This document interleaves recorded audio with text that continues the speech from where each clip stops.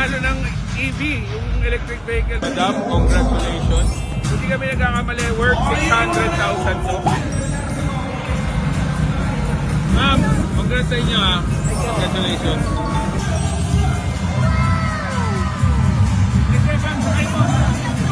Wow!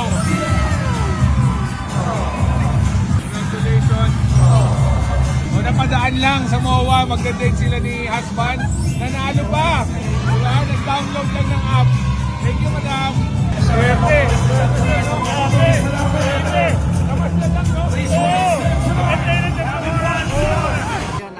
Galing kami actually sa Ongpin kanina. Akala niya nga uuwi na kami. Hindi, daan muna tayo ng MOA kasi doon tayo mag-date. So parang i-Valentine's date nyo lang to si madam. Okay. Tapos, actually nasa Baywalk kami kanina, biglang umulan. nakita nyo lang to. Anong ginawa nyo, sir? Nag-register lang kayo? Actually, tinignan namin yung car, then May nag-guide nag-guide na mag-register lang sa app. Dito na kayo nag-date, pero... Hintay na po kami. Worth it naman yung pag-ibig. Oh, pero uuwi kayo ng meron kayong brand new na Jetour ice cream, sir, worth 700,000. Happy Valentine's.